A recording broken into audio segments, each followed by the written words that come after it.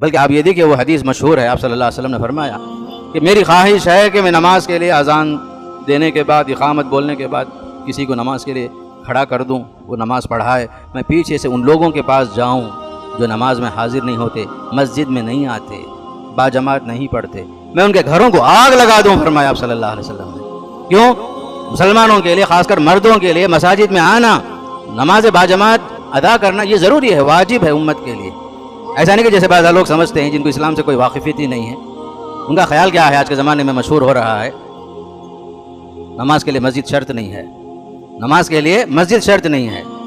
جن کو اسلام سے کوئی تعلق نہیں ہے، اسلام کا تعارف ان کے پاس نہیں ہے، معلومات نہیں، وہ لوگ ایسی باتیں بولتے ہیں جو خاص کر برادران اسلام، برادران وطن میں سے۔ حالانکہ اسلامی اعتبار سے، شرعی اعتبار سے مسجدوں کی اپنی اہمیت ہے اور حیثیت ہے۔ مردوں کے لیے باجماعت نماز مسجدوں میں ہی ہوگی، اللہ ہے کہ آدمی سفر میں ہے، کہیں مسجد قریب میں نہیں ہے، تب جو ہے وہ حدیث پر عمل کرے گا جو جعلت للارض مسجدا وطہورا، کہ میرے لیے پوری زمین مسجد بنا دی گئی ہے اور پاکی کا ذریعہ بنا دی گئی ہے، جہاں پانی نہ ہو یہ مٹی جو تیمم کا کام دے گی۔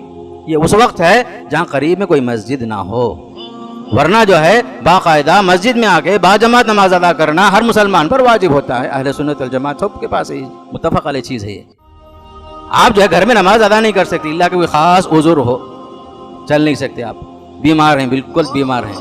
اس زمانے میں صحابہ کے زمانے میں دیکھو نماز کی اور مسجد کی کتنی شرعی حیثیت معلوم ہوتی ہے کہ لوگ جو ہیں باجماعت نماز کے لیے ہر حال میں آتے تھے، یہاں تک کہ منافق بھی آتا تھا مسجد میں۔ منافق لوگ، ایمان کچھ بھی نہیں ان کا، ظاہر کچھ اور ہے، باطن کچھ اور ہے، اس کے باوجود اہل ایمان کے ساتھ منافقین بھی باقاعدہ صف اول میں آ کے بیٹھتے تھے نماز میں، اس لیے کہ مسلمانوں کے لیے، خاص کر مردوں کے لیے باجماعت نماز واجب تھا، ضروری تھا۔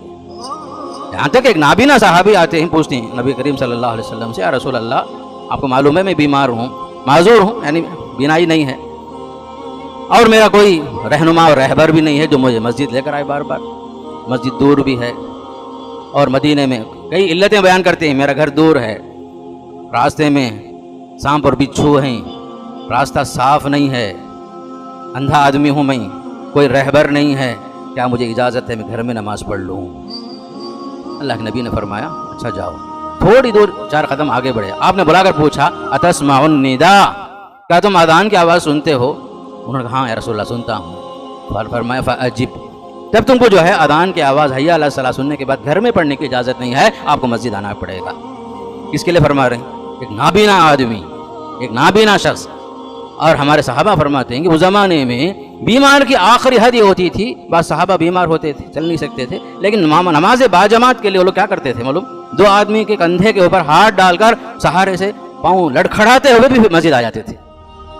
بیمار ہے، چل نہیں سکتا، اس کے باوجود ہمارے صحابہ، اللہ کے نبی کی تربیت کا حال یہ تھا صلی اللہ علیہ وسلم کہ 2 آدمی کے کندھے پر ہاتھ ڈال کر پھر بھی مسجد میں آ کر نماز پڑھنے کی پوری کوشش کرتے تھے، آتے تھے، اور پیر جو ہے لڑکھڑاتے ہوئے زمین پر لکیر ڈالتے ہوئے آتے تھے بیچارے۔ ذرا سوچ کے دیکھیے ہمارے پاس کیا حیثیت ہے۔ ہم لوگ جو ہے چھوٹے چھوٹے عذر کے لیے پیچھے رہ جانا چاہتے ہیں، لیکن باقاعدہ ہر مسلمان کے لیے مساجد آنا، نماز پڑھنا، باجماعت نماز میں شریک ہونا بہت ضروری ہے۔